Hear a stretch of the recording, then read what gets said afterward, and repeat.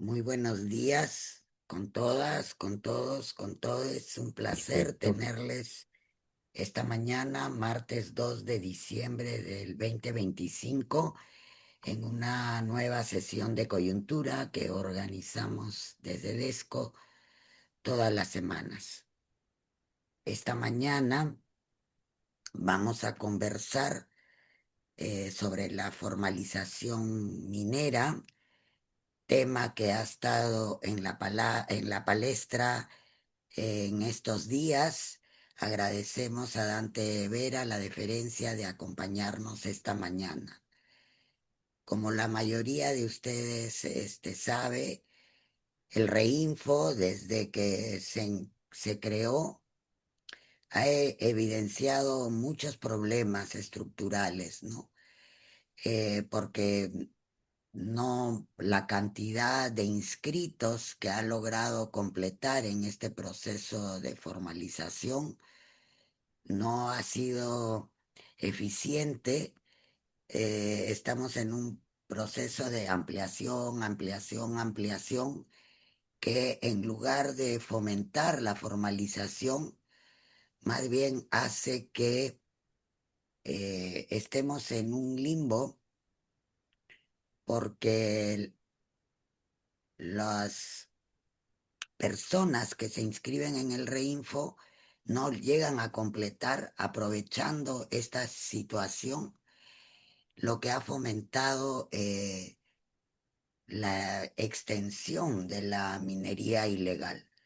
Y eso trae pues problemas también colaterales en los territorios y confunde la situación de la pequeña minería artesanal con la gran minería informal que hay en nuestro país.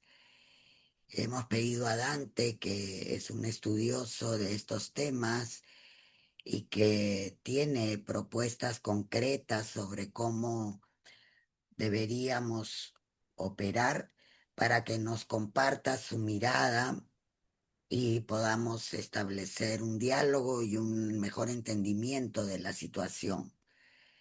Dante Vera es experto en conflictividad social, economías ilegales y seguridad. Tiene una amplia experiencia en gestión pública y privada. En los últimos 20 años ha liderado y gestionado procesos de análisis social y políticos de la conflictividad nacional y las economías criminales, entre ellas la minería informal e ilegal, y temas estratégicos de control territorial, seguridad de fronteras, seguridad nacional. Él ha sido jefe del gabinete de asesores y asesor en el Ministerio del Interior y el Ministerio de Energía y Minas. Es director fundador de BIC Analistas. eh, ha hecho un estudio para la inversión y el desarrollo. Es miembro del Grupo de Diálogo Minería y Desarrollo Sostenible y promotor de la plataforma andina MAPE. Ya lo hemos tenido en anteriores oportunidades en coyuntura conversando sobre estos temas. Muchísimas gracias, Dante, por aceptar estar esta mañana con nosotros, y te dejo en el uso de la palabra por unos 30, 40 minutos.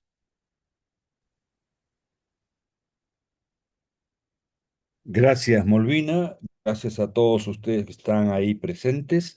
No solamente de coyuntura, sino este proceso de la pequeña minería y minería artesanal en su conjunto. Porque no solamente es un problema de última hora, es un problema histórico. Y vamos a tratar este primer punto de la siguiente manera. Nos referimos en particular al estrato de la pequeña y minería artesanal. También se puede hacer alusión a un estrato que no es reconocido legalmente, pero que existe, que es la minería ancestral. ¿Cuál es el problema de esta pequeña minería y minería artesanal que actualmente le llaman MAPE? Y vamos a dirigirnos en ese sentido a la palabra MAPE. ¿Cuál es el problema histórico? Miren ustedes, antes de la Ley General de Minería del 92, ya había minería artesanal o ancestral de extracción de oro. Habían comuneros o posesionarios individuales que extraían oro tanto de los ríos, es decir, mineral, como en los Andes mediante carbones, minería filona. No estamos refiriendo solamente al oro, no vamos a hacer una exposición general sobre metales ni cobre, solamente oro. Entonces, estos extractores, porque no había una legislación en ese tiempo, extraían el mineral, lo comercializaban a su manera, era un ingreso de subsistencia, en otros casos era una liquidez en sus economías familiares, en fin. Y en realidad era poco lo que se producía a través de esta forma de extracción. Sin embargo, desde el año 92, y sobre todo cuando el país se dividió en cuadrículas por el INGEMET, es decir, para otorgar concesiones a quienes hicieran un petitorio y siguieran todo un trámite ante el INGEMET y ante el Ministerio de Energía y Minas para autorizar la actividad minera. Autorizar la actividad minera significa en el Perú dos cosas. Una primera, reconocer que los depósitos mineros del subsuelo pertenecen a la nación y es administrado por el Estado. No es propiedad del propietario o posesionario del terreno superficial. El ministerio te otorga no la propiedad, sino la concesión de ese depósito minero para que en un plazo determinado, hoy en día son 30 años, pongas en valor ese depósito minero. La finalidad entonces de toda concesión es en poner en valor los minerales que están en el subsuelo. Ese es el primer asunto. El segundo asunto es que cuando se divide el país en cuadrículas, comienzan a otorgar concesiones a quienes hacían petitorios. Aquí hubo un problema y un gran problema, cuál es que quienes comenzaron a hacer petitorios fueron las empresas medianas y grandes, sobre todo después del 92, cuando se aprueba el régimen de concesiones a nivel de la Constitución y vienen grandes inversiones empezando por la de Yanacocha. Y los que tenían actividades mineras previas a la ley y previas a esta cuadrícula, sencillamente se quedaron, no hicieron un petitorio, no ordenaron su extracción. Y vamos a decirlo en términos generales, aunque cada caso es particular y habría que analizarlo, eh, se quedaron sin que se le reconozca el derecho previo a la ley mineral, a la ley general de minería, y por lo tanto hay un desconocimiento del derecho de un sector, principalmente de campesinos, comuneros que realizaban estas actividades. Ese es el primer problema de mucha gente que reclama que fue despojado de su actividad minera, porque donde ellos extraían el mineral fue otorgada una concesión a una empresa, puede ser pequeña, pero también mediana y sobre todo grande. ¿Cuántos son esas personas que sienten haber sido despojadas? La data no existe. Y se calcula que en determinadas provincias y distritos, sobre todo, se podría hacer un número significativo, en particular en todo lo que se conoce como la zona de Patas, en donde hay este reclamo de despojo.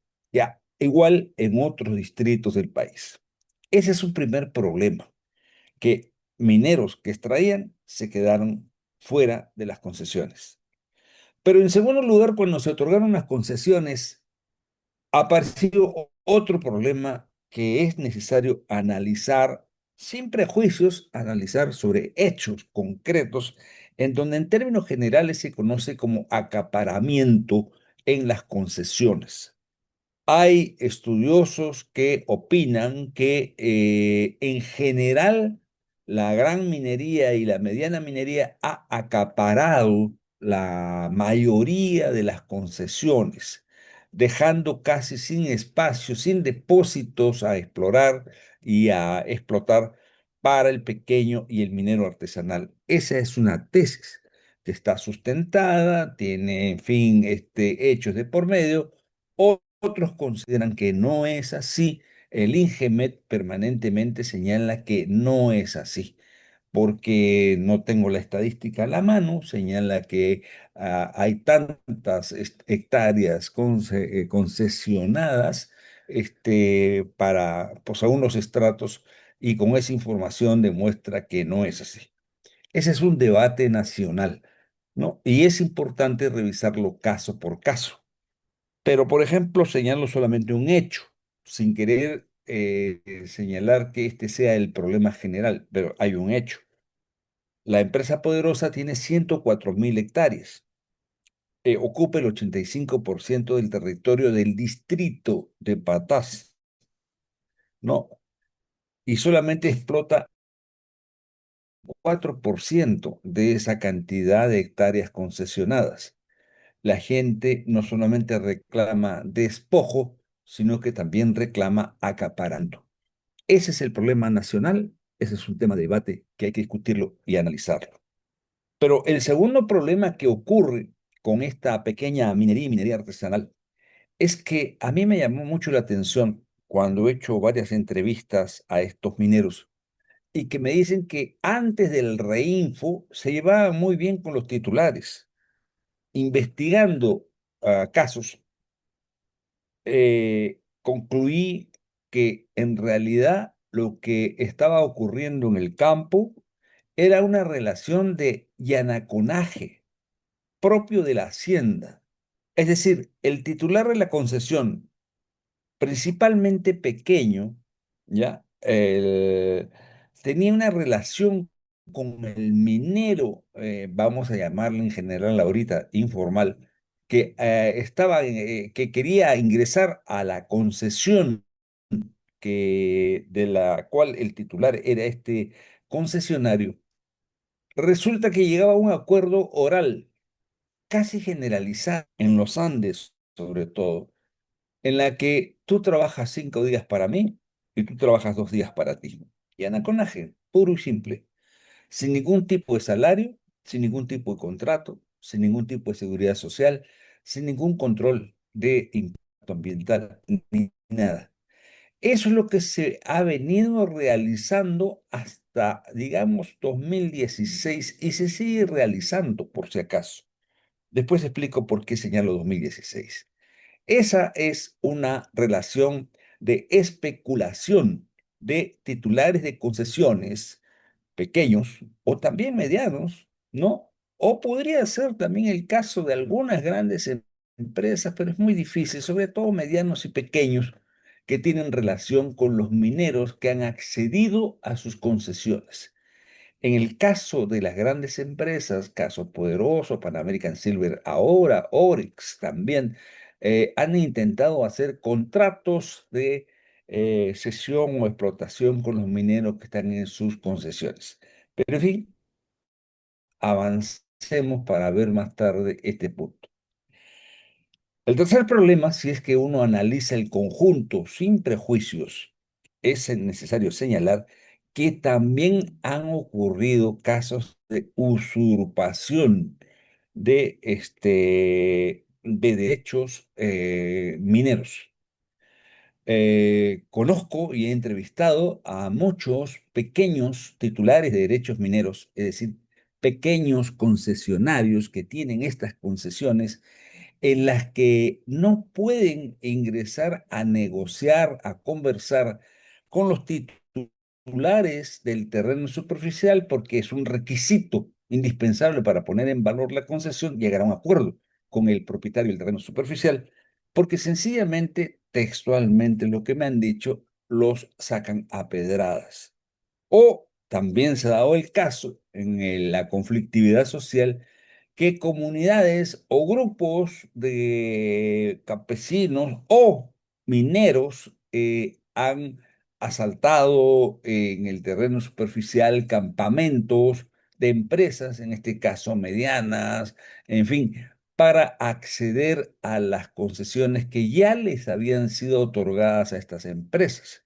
O se da el caso también, como en las Bambas, en donde estando concesionadas los depósitos mineros, las comunidades, por decisión, digamos, institucional de la comunidad, no son grupos de mineros que vienen ajenos a a la localidad, sino la comunidad decide explotar recursos de esas concesiones que ya han sido otorgadas a la gran empresa, en este caso, las Bambas. Entonces, hay un problema serio porque Las Bambas quiere avanzar en su tercer tajo y no puede porque la comunidad de Pamputa extrae mineral, cobre, e incluso tiene plantas de procesamiento ya puestas. Y si uno hace estudios en Apurímac, se da cuenta de que la extensión de comunidades que hoy en día realizan actividad minera es enorme y el transporte de material hacia la costa, de material conteniendo cobre, en este caso en Apurímac, es enorme. Entonces tenemos este primer caso, en el cual decir que son derechos pre-ley general de minería que no han sido reconocidos. Y también han establecido relaciones de esas características. ¿Cuál es el segundo problema en esta cuestión de la relación con la pequeña minería y minería artesanal? Resulta que para realizar cualquier actividad minera, cualquiera, desde exploración, explotación, transporte, lo que sea, ya, se requiere por ley una autorización previa del ministerio. Si uno hace un chequeo de la MAPE, puede llegar a la conclusión que la gran mayoría no utilizó la vía ordinaria, es decir, mire señor, yo quiero explotar este recurso que es pequeño, necesito que usted me autorice. Y entonces uno ingresa a todo un trámite. No, no ha sido así, sino que se ha dado de hecho. La expansión de la MAPE no ha sido previa autorización de el ministerio. Por lo tanto, administrativamente está en falta. Si se quiere, legalmente está en falta, porque no tiene esa autorización. Eso marca las características de la MAPE, no solamente en el Perú, sino diría yo Latinoamérica, para no hablar de los 46 millones de pequeños mineros que realizan actividades en el mundo. Ya, pero esa es una característica. Eh, ¿Eso cómo se expresa? La Ley General de Minería establece una vía ordinaria para que el que quiere hacer minería solicite el permiso. Bueno, la MAPE no ha utilizado eso, sino en una mínima cantidad, 1%, 2% de los que están formalizados hoy en día han seguido esa vía, por diversas razones que no vamos a profundizar ahora. Entonces, ese es el primer problema en la que comienza a extenderse la MAPE en el país hasta que en el 2002 hace crisis en Puerto Maldonado, Madre de Dios, La Pampa, amenaza las reservas naturales, y el gobierno de aquel entonces establece un proceso de formalización de la minería, en particular en Madre de Dios, que no vamos a hacerla muy prolongada, la cuestión es que fracasa. Y es que eh,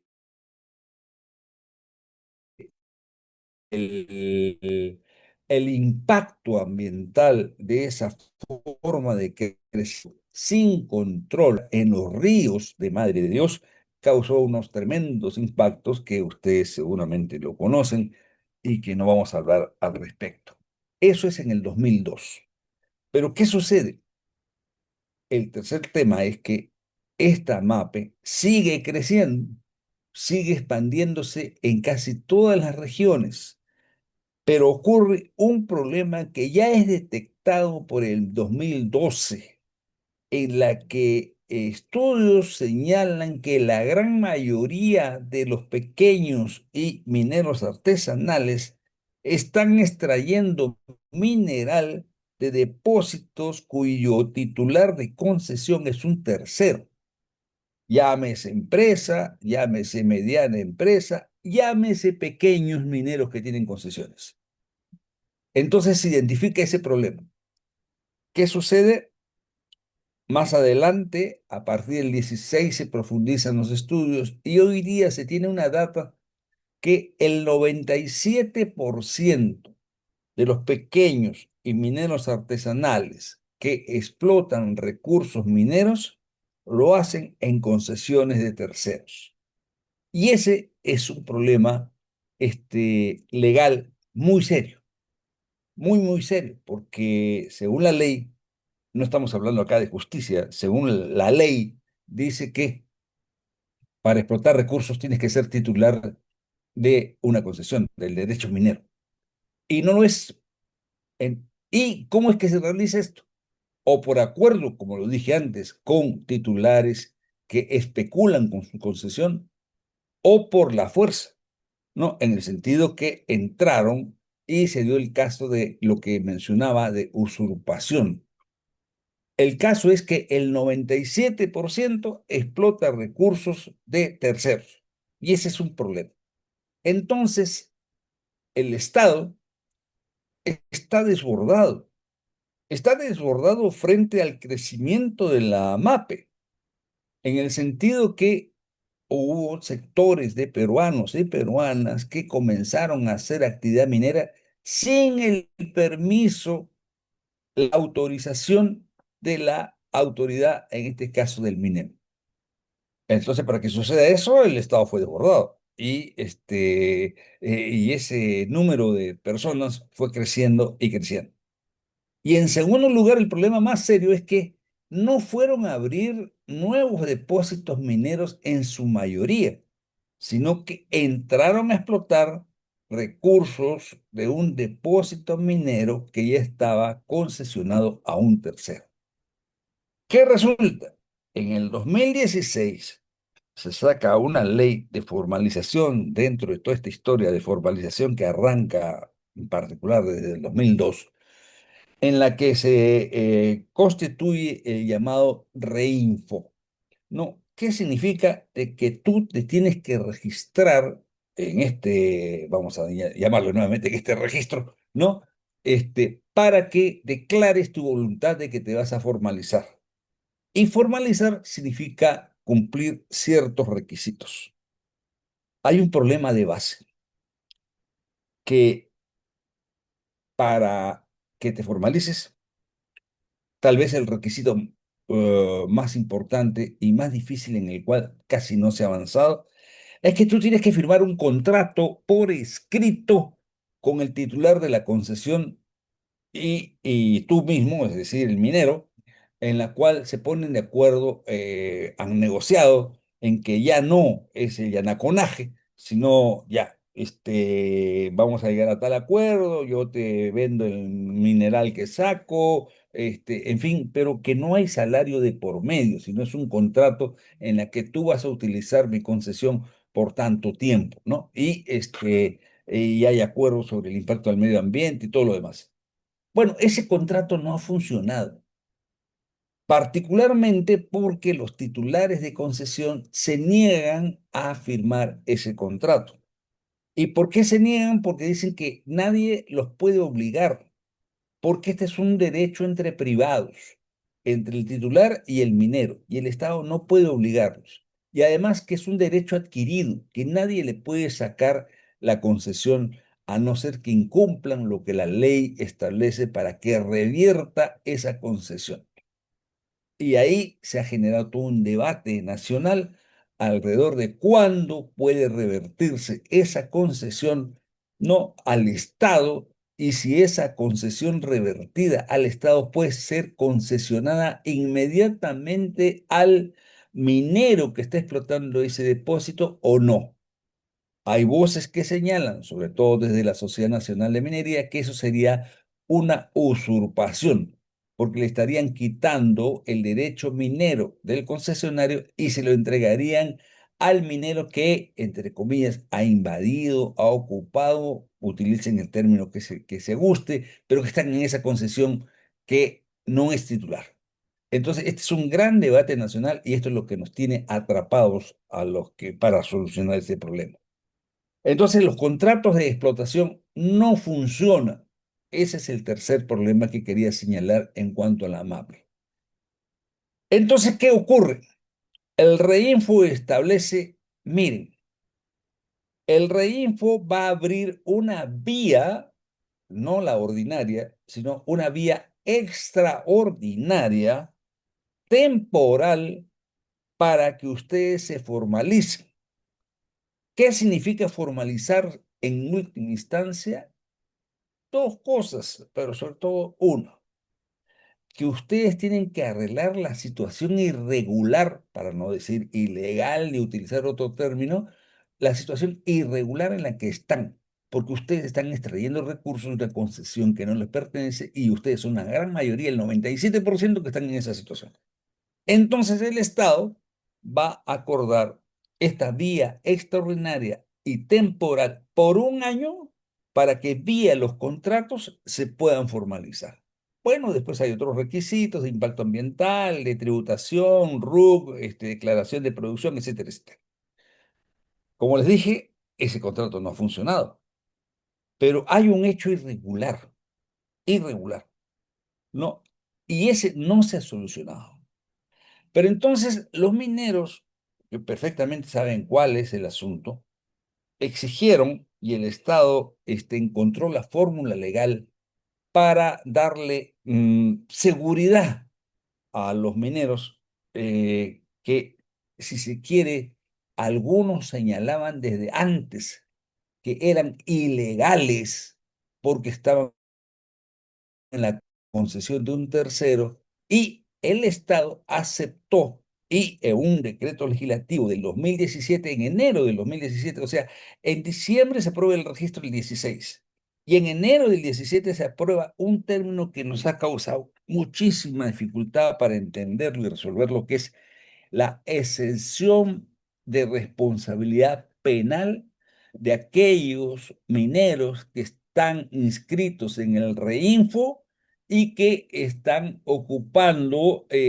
concesiones de terceros y por lo tanto están inmersos en el delito de minería ilegal que el Código Penal estableció en el artículo 307A de minería ilegal. Tanto es así que el decreto dice, los que están inscritos no pueden ser acusados de minería ilegal si es que están en una concesión de un tercero. Entonces, la respuesta a por qué el reinfo se ha extendido permanentemente y por qué los propios mineros señalan que el reinfo ha fracasado, ¿por qué insisten en ampliar el reinfo? Por ese tema, por la exención de responsabilidad penal. Eso les da una, entre comillas, vamos a señalar, seguridad jurídica porque hay evidentemente estudiosos, expertos, llámese como se quiera, que señalan que estando en una concesión que no te pertenece eres un ilegal y que por lo tanto tienes que salir de la concesión. Otros seguimos buscando alternativas, etcétera, etcétera. No, pero es esa situación irregular que no ha sido resuelta por el REINFO ni ha sido resuelta por la exención de responsabilidad penal, sino que ha sido una prolongación permanente de esta situación y que al prolongarse de manera permanente tensa la conflictividad social. Porque acá otra vez, insisto, no estamos discutiendo sobre la justeza o no de las posiciones, sino que es evidente que esta situación genera una tensión social entre el minero y entre los titulares de concesión. Ese es el problema que está ocurriendo con el reinfo, los contratos de explotación y este asunto de la exención de responsabilidad penal. No discutamos ahora porque ustedes deben saberlo y hay bastante bibliografía, artículos, además de cuál es la situación de la MAPE respecto al impacto ambiental, porque sobre todo el uso del mercurio en la minería aluvial de los ríos y el uso de dragas en los ríos de la Amazonía causan un tremendo impacto ambiental. No, el mercurio no solamente contamina el agua, no solamente contamina la salud de los trabajadores y sus familias, sino también los aires, los peces, etcétera, etcétera. No, es un grave problema y por eso el Perú ha firmado un convenio que se llama Convenio Minamata, que en determinado tiempo trata de excluir al mercurio de la actividad minera. El problema está que hace un mes atrás, de repente, se descubrió un gran contrabando de mercurio que venía de México a Perú y de Perú pasaba a Bolivia y de Bolivia se reparte otra vez a Perú y de Perú sale a Colombia, Ecuador. Entonces es un juego inmenso en el que el Perú juega una pieza clave. Nosotros habíamos señalado que era Bolivia, pero no, es de México a Perú y ahí se repite todo este ciclo y de Perú sale a los otros países. Entonces el mercurio es un problema muy serio. Y eso podrán decir que sí, que no, pero está recontraestudiado y es evidente que el uso de mercurio por parte de la MAPE es un problema muy serio. En segundo lugar, tampoco es que uno tenga una animadversión frente a la MAPE, pero es obvio por estudios y los que conocemos directamente cómo se opera la pequeña minería y la minería artesanal en determinadas zonas, ¿no? Vemos el tema con preocupación de los trabajadores, ¿no? Que se incrementaron tremendamente, no hay data sobre esto, después de la pandemia.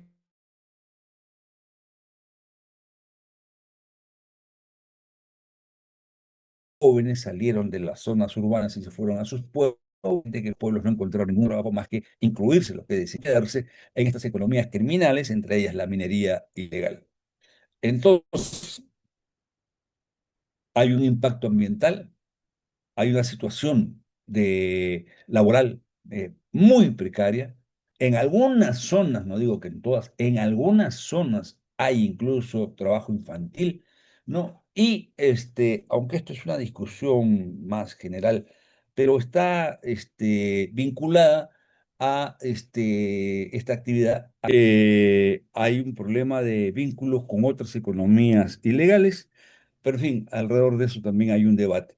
Quisiera terminar entonces, por el tiempo que ya se me ha terminado, señalando un punto que es el más grave y es el que no se toma mucha atención.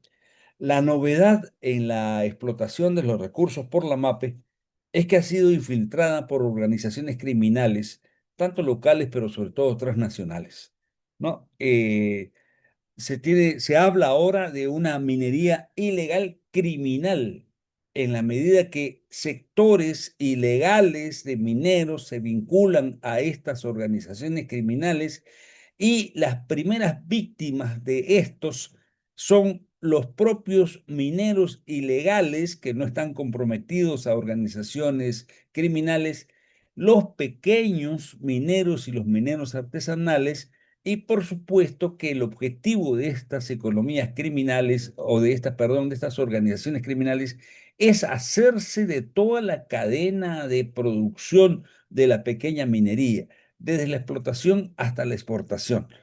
Bien, y además esta organización criminal pretende tres cosas importantes. No solamente hacerse la cadena de producción, sino que para ello requiere dominar a la población local a través de una serie de estrategias en la que aparece la amenaza y por último el sicariato, la muerte, y también requiere hacerse del poder local, es decir, el control territorial local y por último, y cuidado con las elecciones que se vienen, hacerse de un mayor control político. Es decir, no solamente basarse en la corrupción, sino hacerse de un control político desde los espacios locales, regionales y nacionales. Ese es el problema actual que tenemos y que la situación de la discusión del REINFO, desde mi punto de vista, es que no ayuda su extensión, sino que mi oposición es que no se debe extender el REINFO un solo día más.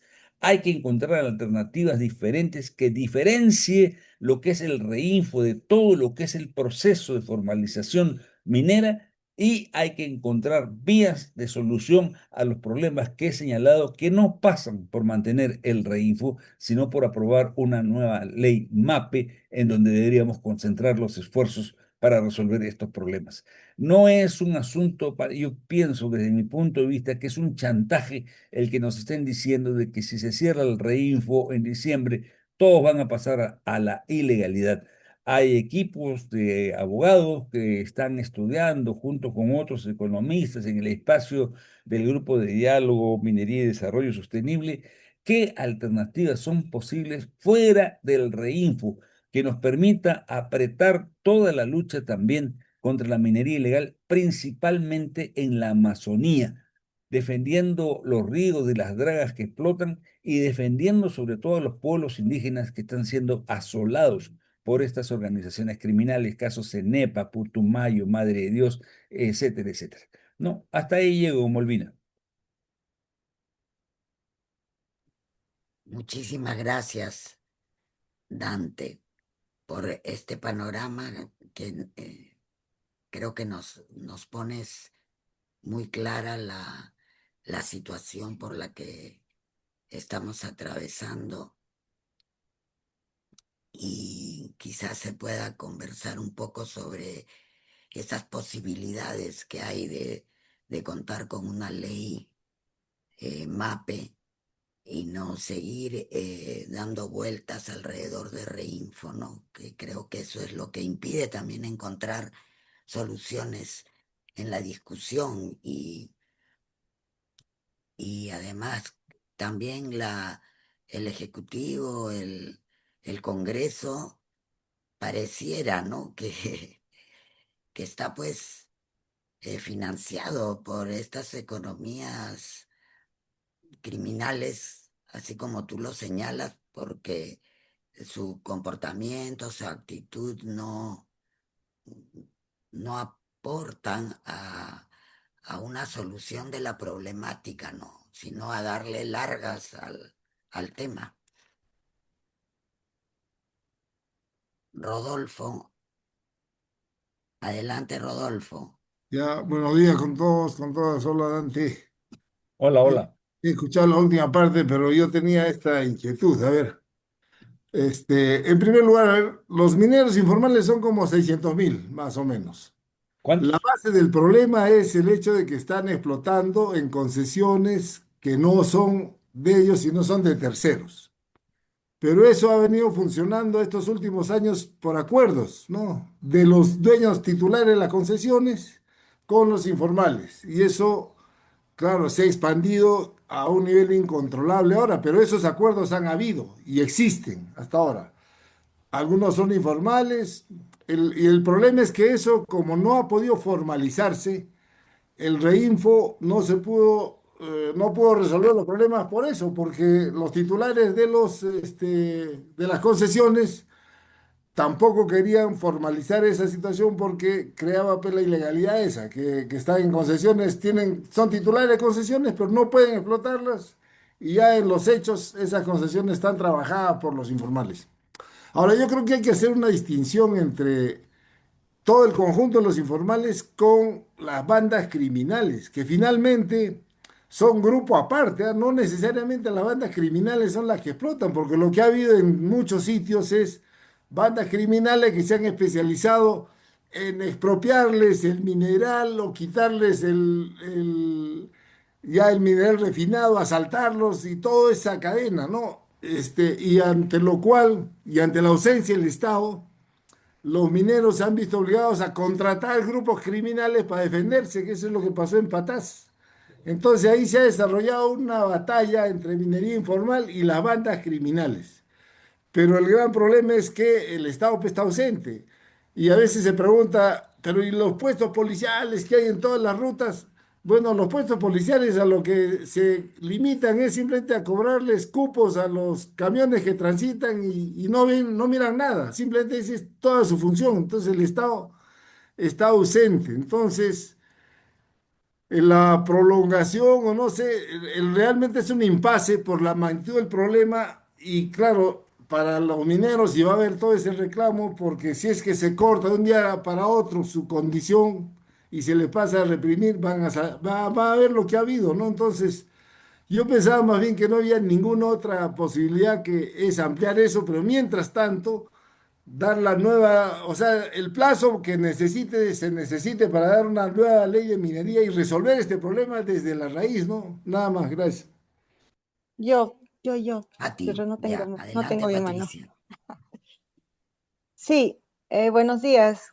Eh, Quería saber si lo que llamas yanacoyaje, subarrentar la concesión, no constituye un delito, ¿no? Porque no es solamente que hacen eso de subarrentar, sino que también ahí no hay ningún control, por ejemplo, de seguridad para los trabajadores.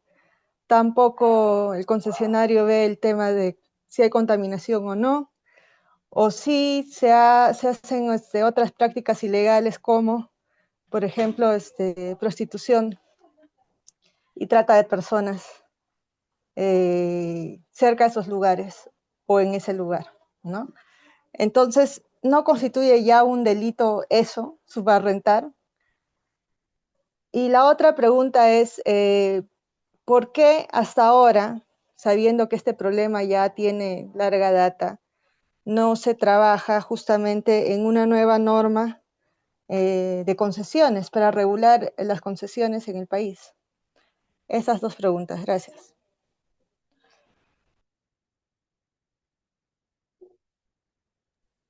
Ujú. Gracias, Patricia. Creo que puedes ir respondiendo estas dos preguntas mientras los demás se animan. Correcto. Mira, Rodolfo, amigos, amigas, tienes razón en lo que tú señalas, en el relato que has hecho. Ese es el problema con la minería, la pequeña minería y minería artesanal, que se resume, si se quiere, en una situación irregular de que extraen recursos de una concesión que no les pertenece, que los contratos de cesión o explotación no han funcionado, que el Reinfo los exceptúa de cualquier responsabilidad penal para que no quede evidente su condición de irregular, de ilegalidad o como quiera llamarse, ¿no? Y que por lo tanto esa es la razón por la cual se extiende el Reinfo, en la que cada extensión del Reinfo supone mantener un statu quo, es decir, mantener las condiciones de contaminación ambiental, de violación de derechos humanos, de violación de la salud laboral, etcétera, etcétera. Entonces, por eso mi posición es que no debe ampliarse el Reinfo y debemos concentrarnos en la elaboración y aprobación de una ley MAPE. Mientras tanto, se pueden buscar fórmulas en las que pueda llamarse una etapa de adecuación para atender a los 32.000 mineros que han quedado inscritos como vigentes en el Reinfo y no pasarlos a la ilegalidad. ¿Es fácil? No, perdón, no es fácil. Es compleja la solución, pero hay soluciones fuera del REINFO. Con respecto a la pregunta de la compañera, realmente es muy importante. El yanaconaje ciertamente es un delito.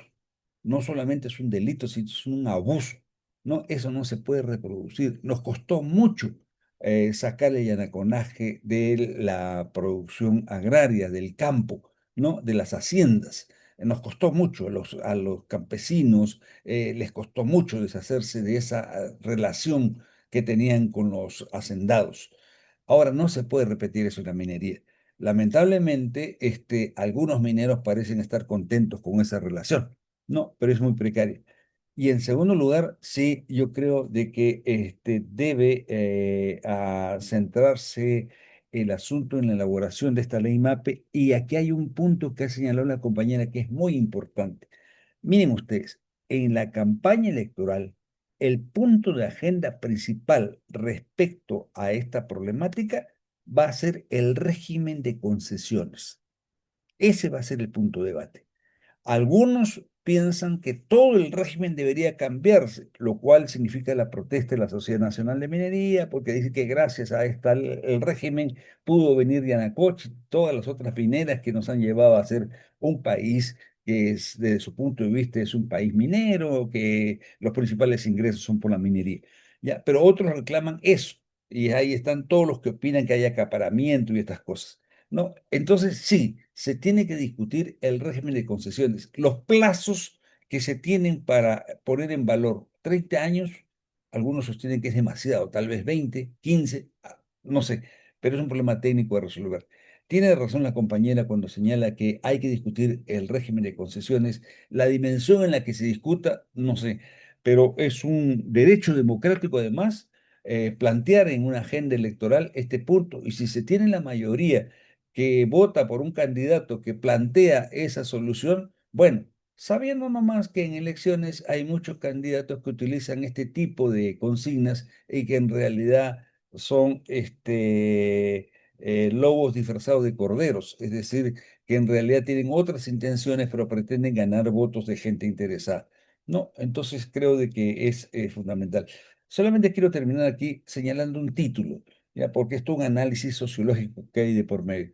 Ustedes saben, la gente considera, o algunos expertos consideran, de que hay que hacer una trazabilidad de todo el sistema de producción pequeña y artesanal. Claro que sí, debe hacerse, pero se supone que al frente de eso hay un caos, ¿no? Que los pequeños mineros y los mineros artesanales es un caos, sacan el mineral, lo meten por acá, por allá, no hay acuerdo, se pelean entre ellos. No es así. Hay un sistema de trazabilidad propio de la minería informal e incluso ilegal. Vuelvo a ratificar, como bien ha dicho Rodolfo, que no se puede mezclar a las mafias criminales con mineros ilegales. Ellos tienen su propio sistema de trazabilidad, tienen sus propias reglas de juego, tienen sus propios mecanismos de financiamiento, tienen sus propios mercados y hasta tienen sus propias líneas de exportación. Y por eso es que la lucha es tan fuerte. No es simplemente un problema de administrativo, saca autorización del ministerio. No, en vez de tu sistema de trazabilidad que no representa un bien para el país, queremos ponerte otro régimen, otra línea de trazabilidad. Es esa la disputa así de grande. No, no solamente son dispositivos legales lo que hay de por medio. Gracias, Dante. Vamos con Maki Ruiz. Adelante, Gracias. Maki. Sí, lo último me da algunas respuestas, la última parte de tu intervención. Sin embargo, quisiera sí, a ver, consultarte. La cuadrícula esta de la que hablas, evidentemente, se nos pasó, o sea, no nos dimos cuenta a tiempo de lo que estaba pasando en la Así es. realidad, nadie. Cuando ya reaccionamos, ya eso era bueno, comillas, demasiado tarde, digamos, ¿no? O sea, y ahí va mi pregunta, ¿es demasiado tarde? O sea, ¿qué podríamos plantear para reformar eso? Por ejemplo, casos, en Piura tenemos un porcentaje significativo en la Sierra de Concesiones, este, pero tienen años esas concesiones, hay un mecanismo que las renuevan, cambian de nombre, las concesiones se transfieren, ahí hay toda una cosa también poco clara. Yo creo en la medida en que la podamos ir entendiendo, podamos ir proponiendo, construyendo algunas alternativas, ¿no? ¿Cómo se podrían revertir eso? Me imagino, porque hay concesiones que tienen muchos años y sin ningún tipo de, no hacen ni exploración, no hacen nada, pero cambian, desamplían los plazos. Yo he escuchado muy poco de concesiones que se revierten al Estado, por ejemplo, muy poquitas, ¿no? Y claro, bueno, ahí hay una lucha que darle a la Sociedad Nacional de Minería. Bueno, pero si tienes esto para especular, oye, ya pues ponte serio, ¿no? Como dicen los colombianos, ponte serio pues entre tu actividad, ¿no? O sea, discutamos cosas serias. Entonces, por ahí creo que hay un mecanismo para, evidentemente, hay que seguir trabajando lo que tú has planteado, pero creo que el tema de las cuadrículas podría ayudar a que efectivamente se empiecen un proceso más agresivo de formalización, ¿no? No sé cuál es tu opinión sobre el tema. Gracias. Bien. Muchas gracias, Dante. Verdaderamente muy interesante lo que estás ahí hablando. Dentro de mundo difícil de entender para el que, como yo, es el ego. Hay un caso muy particular que es, o me parece muy particular, que es la explotación en los ríos, en Madre de Dios, destruyendo áreas o muy cerca de áreas protegidas, que al parecer no encuentran legalmente quien los defienda. Esto es, me parece que son 100% ilegales. Pues, de cuando en cuando incluso hay intervenciones públicas para quemar o reventar algunas de las bombas que están funcionando allí extrayendo el mineral. Quisiera saber quién defiende a esos sectores, o sea, a este minero que destruye la selva, que ahora además están apareciendo también en Iquitos, ¿no? En uno de los afluentes bueno, el río que llega a Iquitos. ¿Quién defiende a estos ilegales, 100% ilegales? Ahí no hay que, yo antes lo producía, yo antes era artesanal, yo soy histórico, yo tengo un contrato, nada. Estos simplemente se han posesionado del lugar. ¿Qué red existe de apoyo a estos ilegales? Gracias. Bueno, Molina. Tenemos a Mónica también, Ya, Dante, vamos con ella y perfecto. de ahí contestas a los tres. Mónica, tu micrófono, Mónica. Disculpa, ya estaba en media pregunta yo.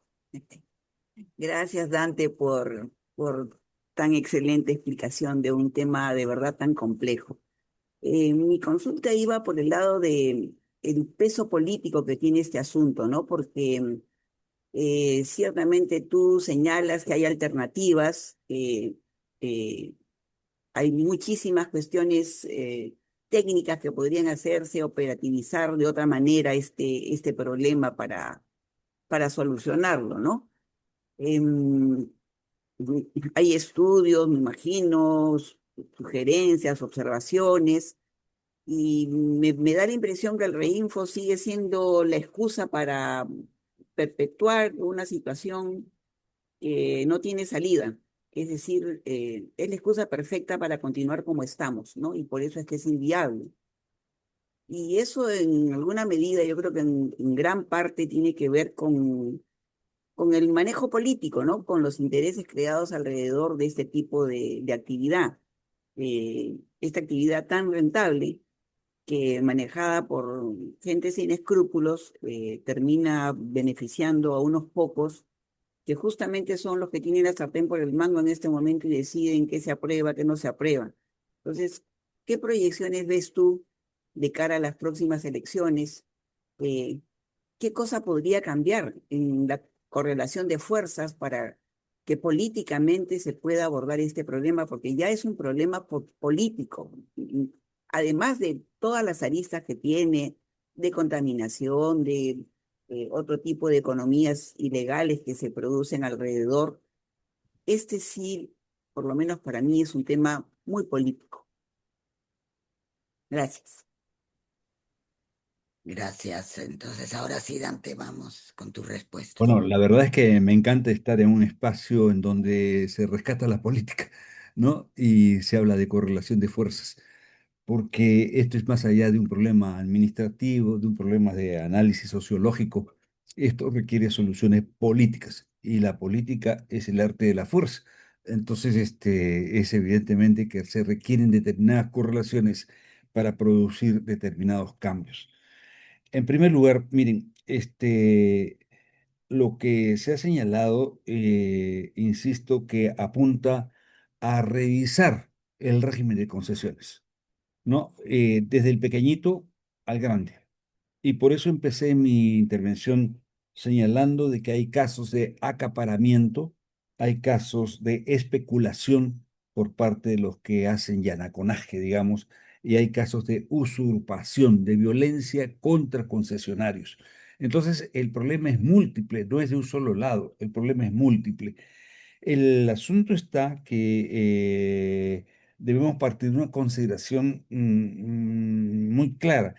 El Estado ha sido desbordado por una situación social, económica y política que no controla y que, como he dicho, no es que sean simplemente unos caóticos que están de por medio, puede ser vista desde nuestro lado así, pero ellos tienen perfectamente sus propias reglas de juego y tienen sus propias aspiraciones políticas y pretenden el control político general del país, ¿no? Y peor aún, peor, haciendo la distinción que Rodolfo exigía, de si algunos sectores de la minería ilegal, están vinculados a organizaciones criminales, y más aún si en el Perú se está dando el fenómeno que en Colombia es atroz, ¿no? De territorios fuera del control del Estado y que están bajo el control territorial de estas mafias y organizaciones,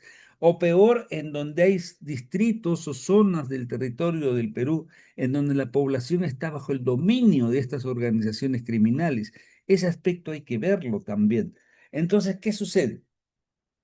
Sucede que para resolver este tema hay varios caminos. Hay desde el camino administrativo legal, de qué hacemos con el Reinfo, y yo creo que eso hay que cerrarlo, porque si no, como ha dicho la compañera última, se va a perpetuar una situación al límite, que es el status quo, todo sigue igual, no pasa nada, alguien gana ahí y alguien pierde. Ya sabemos que la actividad minera no es cosa de poco monto, hay mucho dinero de por medio, ¿no? Pero también quiero llamar la atención sobre un hecho que hay que estar pendiente. Este es un problema de lucha política y por lo tanto de intereses de por medio. Hay un interés que uno no necesita ser muy despierto para darse cuenta de, impulsada sobre todo por este colectivo Paz, ¿no? En el cual se trata de ilegalizar a toda la pequeña minería y minería artesanal. Y por eso resulta tan necesario, urgente, pero difícil separar la paja del grano. Decir, señor, usted es pequeño minero y minero artesanal. Formal, 2.200. Solamente hay 2.200 formalizados. Informales, bueno, lo que dice el Reinfo después de la ley que sacó el anterior ministro, 32.000. ¿Cuántos informales más no están registrados? A saber, Rodolfo dice 600.000. Mm, los del Confemín, los del gremio minero dicen que son 1.000.000. Bueno, pues, ¿cómo es la? No hay data, porque no hay censo, no hay data, ¿no? Mineros, entonces, en proceso de formalización, 32.000, pero ¿cuántos más en esa situación de mineros que están haciendo actividad de manera informal? No hay data. ¿Cuántos mineros están haciendo extracción ilegal del oro? No hay data, no se sabe cuántos hay. ¿Cuántos mineros están comprometidos con organizaciones criminales? No hay data, esa es una labor de investigación policial. La policía no ha logrado investigar eso, no hay data, no se sabe. Se conocen sus efectos, pero no se conoce la cantidad. Entonces, lo primero que hay que hacer es una inteligencia policial, financiera, estratégica para saber ante qué estamos. Y en segundo lugar, saber separar la paja del grano y decir quiénes están en un proceso de formalización con los cuales se debe conversar y se debe atender solución a sus problemas que ellos plantean y quiénes son los ilegales para ver cómo se les da una salida o cómo se les saca. Y lo que dice la compañera que hablaba al último, lo que está ocurriendo en la Amazonía no tiene nombre. Acaba de regresar un amigo que trabaja con nosotros de La Pampa, en Madre de Dios, dice, lamentablemente demos por hecho que ese territorio se ha perdido. Es decir, eso ya está en mafias, en manos de mafias brasileñas, en mafias locales. No se puede ingresar a esa zona de La Pampa y cada día se extiende más, como La Pampa, como Patás, como el Cenepa, como Putumayo. ¿Cuántas zonas más aguanta el país?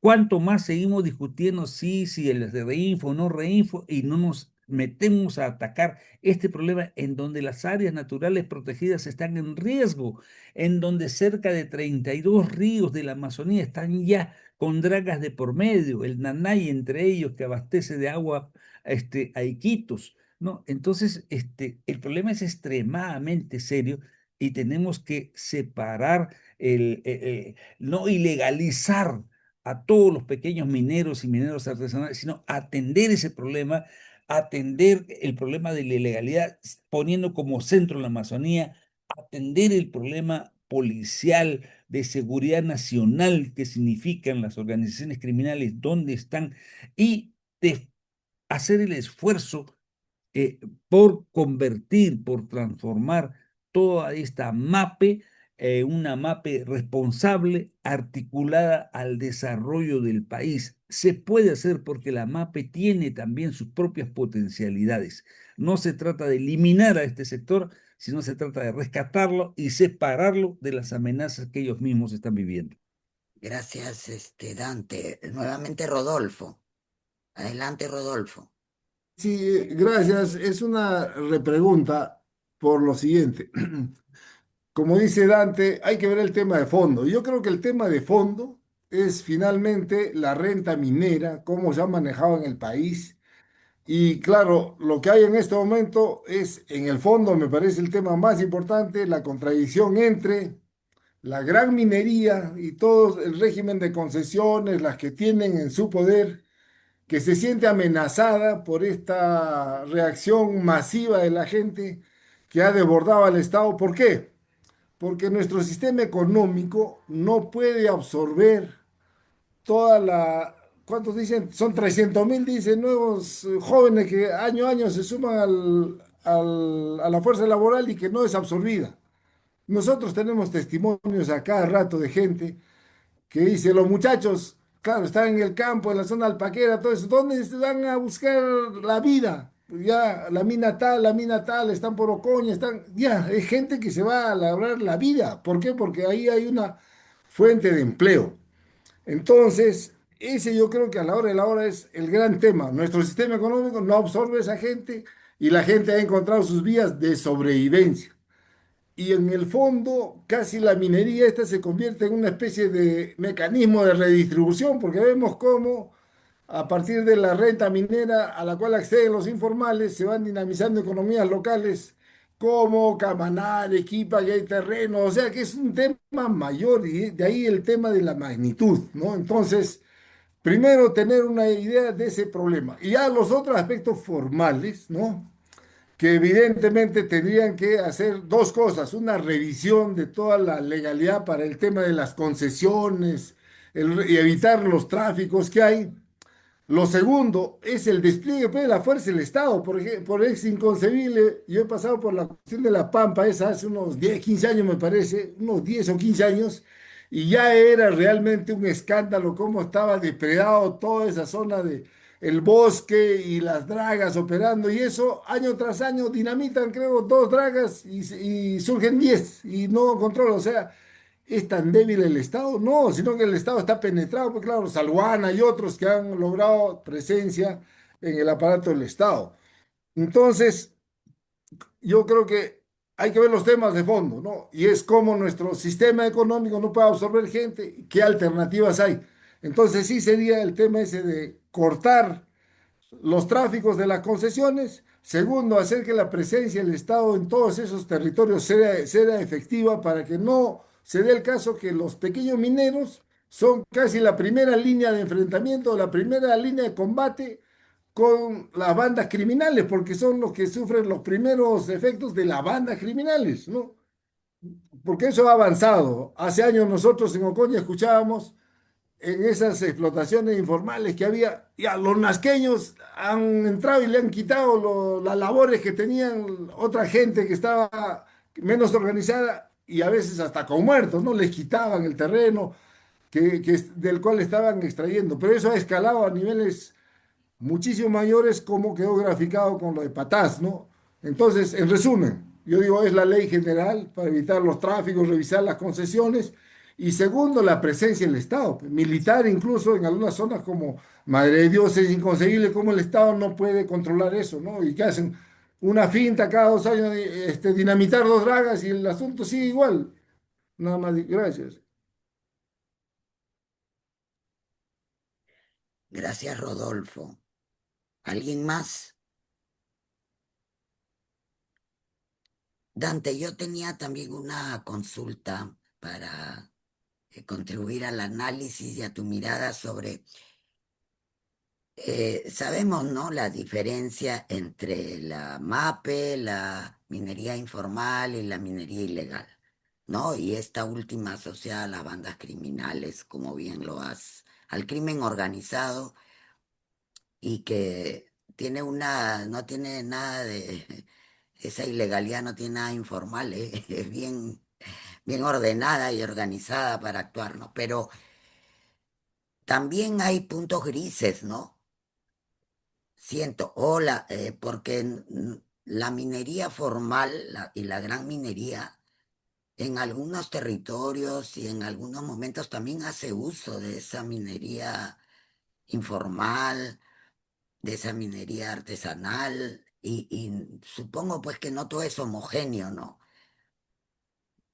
Que los comportamientos, así como las economías, ¿no? Las personas no son, no es informal todo el tiempo. A veces está en la formalidad, combina la formalidad con la informalidad y hasta podríamos decir la ilegalidad. Entonces, me gustaría un comentario tuyo sobre eso, porque también se ha dicho mucho que en Patás había esa coexistencia, ¿no? Sí, la verdad es que cuando estábamos en el Ministerio del Interior, se organizó este operativo que es más grande, articulado, multisectorial, que se llamó Operación Mercurio, para rescatar el territorio de La Pampa.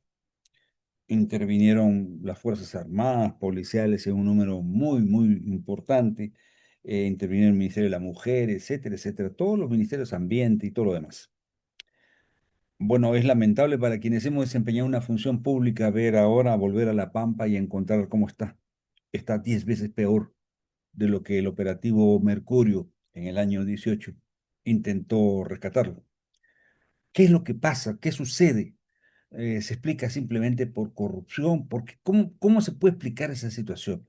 Yo llamo aquí a hacer un esfuerzo por entender el problema más allá de prejuicios, no digo más allá de ideologías, porque todos tenemos ideologías, ¿no? Sino más allá de prejuicios, irnos a los hechos, a la data, a indicativos reales. ¿Qué pasa? ¿Por qué es que La Pampa está 10 veces peor de lo que dejamos en la operación Mercurio en el año 18? Les confieso que es un tema que estoy estudiando, estoy investigando. No tengo más que cosas generales que señalar.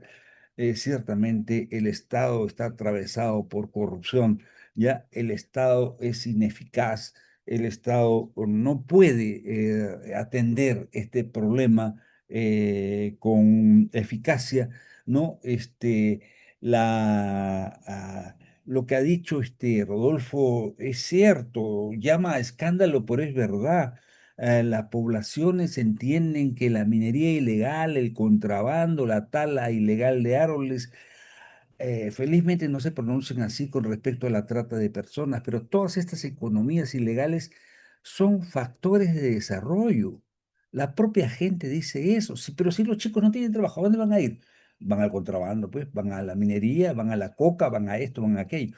Entonces, ese es un problema de percepción muy serio, es decir, que se ha normalizado la ilegalidad en los sentidos comunes que entendemos la ilegalidad en el país, ¿no? Y entonces determinadas cuestiones que son líneas rojas, como no entres a las áreas nacionales de conservación, no de protección, entran.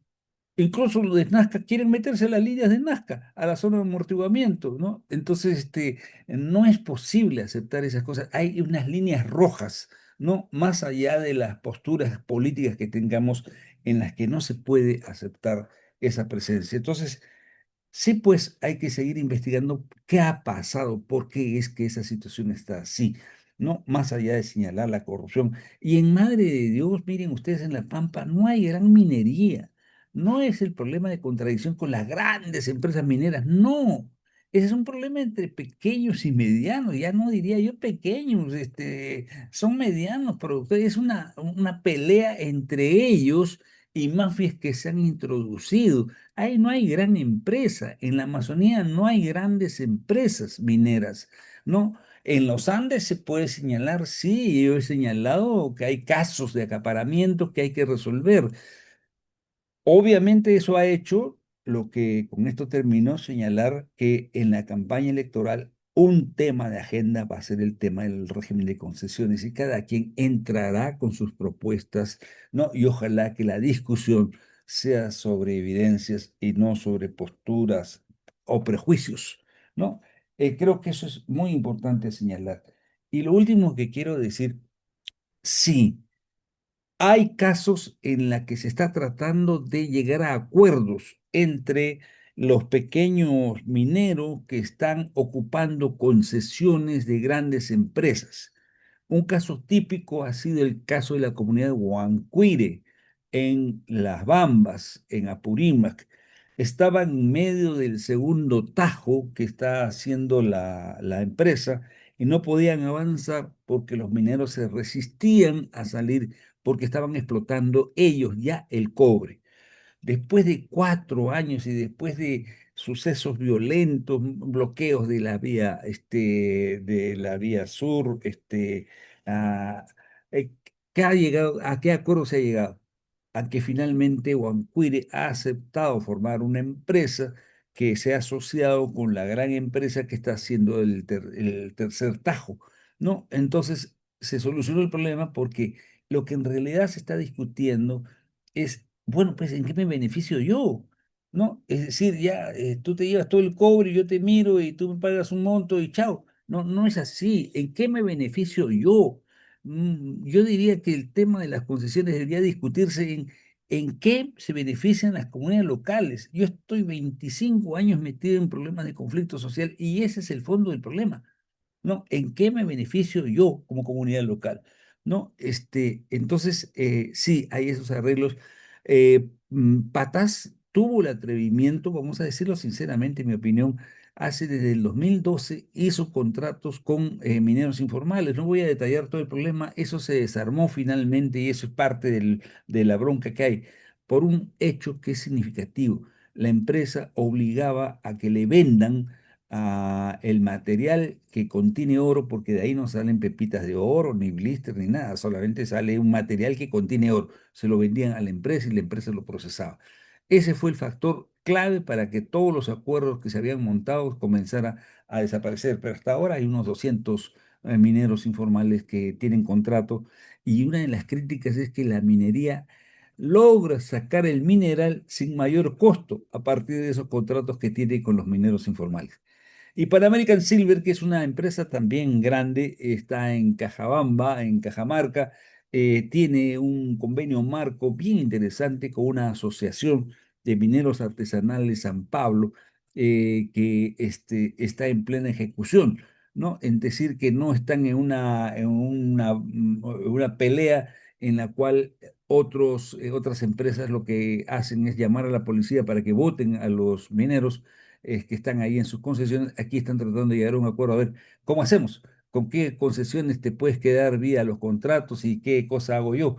En fin, entonces hay experiencias de relación, ¿no? Otras tienen muy mala relación en donde el problema, según algunos empresarios grandes, es un problema policial, en que simplemente hay que sacarlos, ¿no? Entonces, es complejo el problema, pero hay esas experiencias en las que incluso en algunas de ellas estamos participando para ver si encontramos alguna solución al problema. Gracias. Gracias, Dante. Mónica, Sí, una última, aprovechando la presencia de Danto. ¿Qué papel juegan aquí las plantas procesadoras? Que no Wow. eso, porque la cantidad de oro que se vende de manera, digamos, legal, formal, es ínfima comparado con todo lo que se saca de esas operaciones truchas y raras, ¿no? Y parece que las plantas procesadoras ahí tienen un papel preponderante. ¿De quiénes son? Bueno, qué buena pregunta, Mónica. Nos habíamos concentrado en el tema de las concesiones, porque eso está muy vinculado al reinfo. Pero si queremos ver el problema en su conjunto como línea o como cadena de producción, ya el punto clave de la cadena de producción para blanquear el oro ilegal, porque el oro, digamos más precisamente, no es ilegal, sino la extracción ilegal del oro está en las plantas procesadoras. ¿Ya? Y por eso es que nosotros estamos convencidos que un sistema de trazabilidad formal, multisectorial, interoperable, virtual, con toda la tecnología del caso, puede ayudarnos a resolver esto. Porque miren ustedes, el extractor del oro puede estarlo extrayendo de manera ilegal. ¿Qué significa? De que lo esté extrayendo de zonas que están prohibidas, de un área natural protegida, de un río, de una, miren ustedes, de una concesión de la que no pertenece. Si no está inscrito en el Reinfo, es ilegal si está sacando mineral. Pero si está inscrito en el Reinfo, no es ilegal. Vaya, el Reinfo se ha convertido en un carné de salvaguarda, ¿no? De protección a la ilegalidad. Pero en fin, ya, entonces, ese oro pasa a manos de miles de comerciantes, acopiadores, desde la señora que tiene su tienda ahí en el distrito y el hombre va con su mineral que ha extraído, que es una piedra que contiene oro y por eso compra azúcar, víveres, etcétera, etcétera. Hasta grandes acopiadores que están vinculados a las procesadoras que saben que ahí hay una buena ley de oro y entonces le prestan, como antiguamente había la vía agrícola, le prestan al minero para que el minero extraiga y el minero está obligado a entregar lo que extrae a la procesadora y la procesadora sabe que hay una buena ley de mineral, ¿no? De oro, ¿no? Hasta las casas de compra-venta de oro, que todo distrito que se preside tal tiene su casita o su tiendita de compraventa de oro, ¿no? Entonces, son cientos, por no decir miles. ¿Ya? Por ahí pasa, es imposible hacer la trazabilidad si no se les agarra por el embudo en donde todos terminan, en las plantas de procesamiento. ¿Cuántas plantas hay? No se sabe. Bueno, en el sentido laxo de la palabra, ¿no? Porque hay mucha informalidad, ¿no? Hay plantas que actúan casi clandestinamente, ¿no? Y que son totalmente informales y contaminantes 100%. Pero las plantas que están en Chala o en Nazca o en Chimbote, de alguna manera están fiscalizadas, pero siempre por ahí ocurre alguna doble contabilidad o algún mecanismo que les permite blanquear el oro sucio, el oro que ha sido extraído ilegalmente. Para eso hay una serie de mecanismos que no vamos a relatarlos ahora. Entonces, si uno controla las plantas de procesamiento, puede poner un primer candado al oro extraído ilegalmente. Y esa es parte central del sistema de trazabilidad que en el ministerio se está trabajando, ¿no? Pero lo otro está que de la planta procesadora, ¿a dónde va? Va a las compañías exportadoras. Y ahí está el segundo problema porque no puede ser, y con este dato termino, no puede ser que el Ministerio de Energía y Minas declare que registró en el año 2024 la producción de 108 toneladas de oro y aduanas nos informe oficialmente que ha exportado 200 toneladas de oro. Es decir, hay 92 toneladas de oro que no estuvieron registradas en el Ministerio de Energía y Minas. ¿Quién produjo esas 92 toneladas de oro? Entonces, algunos, particularmente el Instituto Peruano de Economía, el IPE, dice, ese es oro ilegal, esos son los mineros ilegales. Cuidado, ahí hay que ser más amplios y no solamente cuestión del minero que ha extraído ilegalmente ese oro, sino las plantas procesadoras y las exportadoras que han blanqueado, han limpiado el oro sucio y que lo exportan formalmente vía aduanas. Yo he estado en una intervención que tenía, una conferencia que tenía en el Banco Central de Reserva y les he dicho, expliquen esto, por favor. No puede ser posible que haya 92 toneladas dando vueltas. Y si uno ve los registros desde el 2015 a la fecha, son una cantidad inmensa de oro que se ha producido. No se sabe quién lo ha producido, pero sí se sabe que se ha exportado. Eso es aparte del contrabando, ¿ah? Porque eso no es un comercio ilegal, porque está registrado por aduanas. El contrabando no lo registra aduanas, es obvio. Sale. ¿Cuánto oro sale por contrabando? No se sabe, señores y señores, no se sabe, ¿no? Entonces hay un problema de data tremendo y por eso es que los análisis muchas veces tienen que ver con posturas, con prejuicios, que con data formal, con hechos evidentes, pero esas 92 toneladas no se sabe de dónde vinieron. Hola, ¿puedo hacer una preguntita? Sí, Gracias, Molvina. Gracias, Dante. Perdón, no pude estar, no te puedo escuchar, pero en la grabación te voy a escuchar. Pero por lo que has dicho, entonces hay una suerte de contrabando informal y contrabando formal, ¿no? ¿Verdad? Esas 92 También. toneladas de las que tú hablas. Sí, sí, Y sí. ¿y cuánto explica nosotros nos jactamos de un súper nivel de reservas internacionales? Entonces, parte de esas reservas internacionales no serían genuinas, entre comillas, sino que es como la fuente es esto que tú estás diciendo, no solo con la droga, con la tala ilegal, con la minería ilegal. ¿Cómo ves tú eso? Pues mira, Gracias. Malvina, fui invitado al Banco Central de Reserva justamente a conversar sobre estos problemas, porque es obvio que el banco está preocupado por la cantidad de dinero, vamos a llamarlo así, ilegal, que está entrando a la economía nacional. Y ese es un problema muy serio en la política monetaria que el Banco Central tiene como responsabilidad. ¿Cuánto produce la minería ilegal y cuánto vale esa producción? Aquí es un problema de economistas que tienen que volverse a reunir con expertos, estudiosos, políticos, en fin. Nosotros hicimos un estudio con datos del año 22 y tuvimos el cuidado de señalar, aunque después fue olvidado en la difusión que se hizo de este tema, de que la producción en ese entonces de la pequeña minería y minería artesanal registrada en el Ministerio de Energía y Minas, que no clasifica, este es un pequeño y minero artesano formal, este es informal y este es ilegal, y cada uno de estos produce tanto. No es así.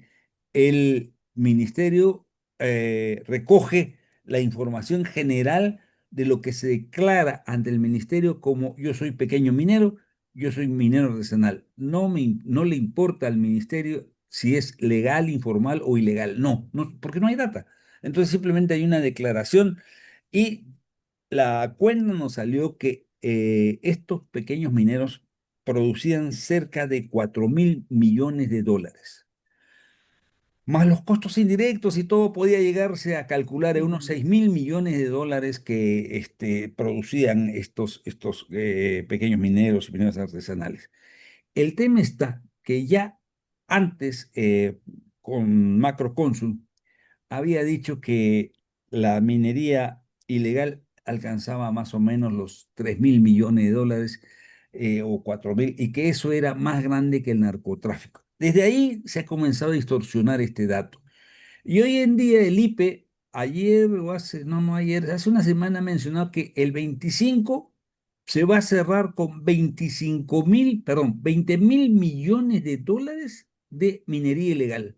¡Wow! Eso sí que es tremendo. 20.000 millones de dólares en manos de la minería ilegal es tremendo y el BCR debe estar recontra alarmado por esa situación.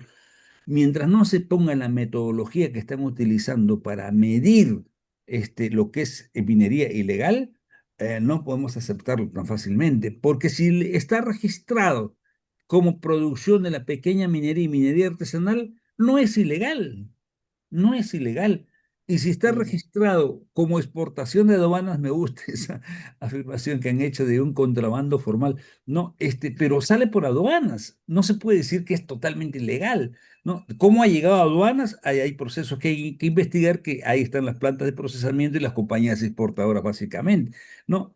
Ese es el tema y por lo tanto es un asunto que se está utilizando políticamente cada vez aumentar más el volumen de lo que estaría en manos de la minería ilegal para alarmarnos todos, ¿no? Y para decir, por Dios santo, con esa cantidad de dinero en manos de ilegales, ahí se explica pues la extorsión al transporte, todo se explica para eso, y no es así.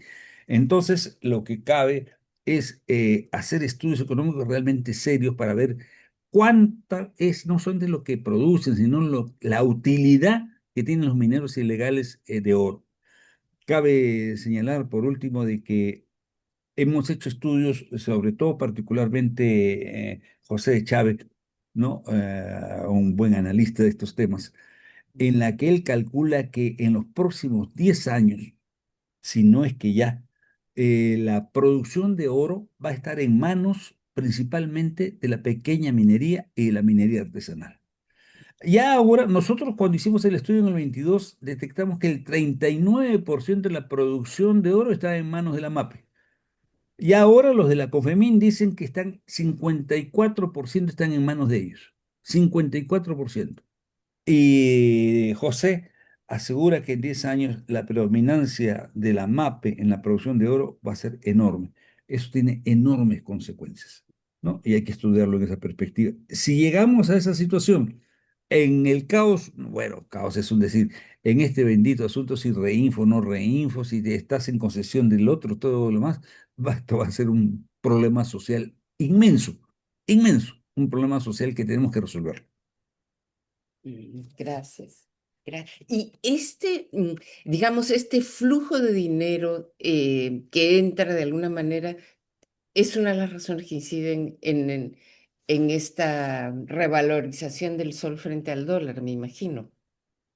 No es ¿O que eso no? tiene alguna incidencia, pero sobre todo es por el problema de la baja del dólar a nivel global. Ah, Por mundial, los, claro, claro, claro. La devaluación de 10% frente a la cesta de monedas. sí, Allá. Pero supongo que en el es por ahí. Perú se añade al exceso de oferta de dólares que entran, de todas maneras. Podría Ahora, ser. claro, hay una discusión, ¿no? Que se planteó también en la reunión esta que tuvimos con el banco, es que, miren, a diferencia de Chile, el Perú tiene el 70% de sus reservas en dólares y 30% en oro. Chile tiene el 70% en oro y el 30% en dólares. ¿Por qué esa diferencia? ¿Por qué no el Perú hace sus reservas en oro? Más Sí, aún si es se una considera que el locura, oro está a la baja. Es el dólar. una decisión de política monetaria compleja que les confieso que yo mismo no he entendido en la explicación que me dieron, pero es una decisión de política monetaria que, en fin, habrá que estudiarla porque es así. Pero esa es una Mm, realidad. Chile y Perú tienen sus bancos y lo que está ocurriendo a nivel mundial por el problema de la baja del dólar es que los exacto. bancos centrales están deshaciéndose de los dólares y Sí, adquiriendo oro. Y por eso es que el precio del oro está en 4.000, llegó a 4.300, ahora está en 4.050. Y es una de las razones que Rodolfo no señaló que es el problema del precio del oro, es lo que ha provocado también esta fiebre del oro en el país, ¿no? Y como una claro. oportunidad para hacerse de ingresos. Mario, Muchas gracias, Dante. Muy interesante toda la exposición, la información, pero hay una información que, claro, es un poco diferente, pero complementa. ¿Qué pasa con la plata y últimamente con el cobre? ¿Quiénes son los que producen? ¿Sigue un camino igual? ¿La trazabilidad es parecida? ¿Cómo es? ¿Qué se sabe de eso? Muchas gracias. Bueno, el cobre es otra dinámica diferente, tanto en su extracción como en su comercialización, como las redes ilegales. El cobre básicamente está viniendo ahora de Apurímac, y porque ahí está la mayor productora de cobre del Perú, que es MMG Las Bambas, ¿no? Y el problema, no diría el problema, el caso, la situación es que muchas comunidades, no te podría decir cuántas, ¿ya? Pero las comunidades campesinas de manera institucional, en asamblea de comunidad, han decidido explotar el recurso del cobre a partir del concepto que ellos son propietarios del territorio y no del terreno. Por lo tanto, que si es territorio, son también dueños del subsuelo, del aire, de las aguas y del río, lo cual los pone en una confrontación directa con el Estado, porque tú sabes que los bosques y los ríos no son propiedad de comunidades, sino del Estado, al igual que el subsuelo. Pero aquí se nos abre un tremendo panorama de visión de país en que las comunidades están afirmando ese derecho de parte de ellos y por eso están explotando el cobre y no les interesa, sí, sinceramente, abiertamente, no les interesa si está concesionado o no, incluso no les interesa si antiguas dirigencias llegaron a acuerdos con la empresa para que la empresa ingrese a su terreno o a su territorio para explotar el recurso. ¿No? Porque tienen que hacer un socavón o un tajo abierto, entonces necesitan operar sobre el terreno que no es de la empresa, sino de otro, ¿no? Entonces no les interesa, sencillamente ellos explotan el recurso. ¿Hasta cuánto pueden explotar? Esa es una discusión técnica, porque algunos dicen que los mineros informales pueden llegar hasta rascar la tierra. No tienen la tecnología que tiene la gran empresa de hacerte un tajo inmenso y sacar todo el cobre, ¿no? Y bueno, y ellos argumentan, sí, pues iremos rascando, pero con la diferencia de que aquí nos beneficiamos toda la comunidad. A lo que si viene la gran empresa nos hace un tajo, se lo llevan todo y nosotros nos quedamos mirando. Entonces es una discusión, vamos a utilizar una palabra que nos encanta a los políticos antiguos, sobre todo programática, ¿no? Porque ¿qué es lo que quieres como país? ¿No? Que la comunidad rasque y vaya beneficiando a todos y nos demoremos 50 años en sacar el producto, o que venga la gran empresa y te lo saque en 10 años y listo. No, esto es una discusión. Las comunidades están haciendo eso y eso va a traer enormes consecuencias en la producción del cobre. Miren ustedes, Andahuaylas también es una zona de explotación del cobre tremenda. Andahuaylas era, lamentablemente, pretérito perfecto. Era el semillero de la papa. Ahora ya no lo es, porque los principales semilleristas tienen su tractor línea amarilla al lado de su casa y están participando en la extracción del cobre ya con equipo de línea amarilla, es decir, ya no con pico y pala, pala, no, no, no, con maquinaria, con en fin, con el uso de maquinaria moderna, por decirlo. ¿Ya? Entonces uno se pasea por Uripa, por esas zonas de Andahuaylas, y en las casas está su 4x4 y su tractor línea amarilla, ¿no? O un excavador frontal, en fin, todo ese tipo de cosas. Esa es la realidad que hay que discutir. Gracias, Dante. Muchísimas gracias por realmente tus comentarios, opiniones. Creo que nos ayudan a entender el fenómeno, a ver todo este tema como un sistema también.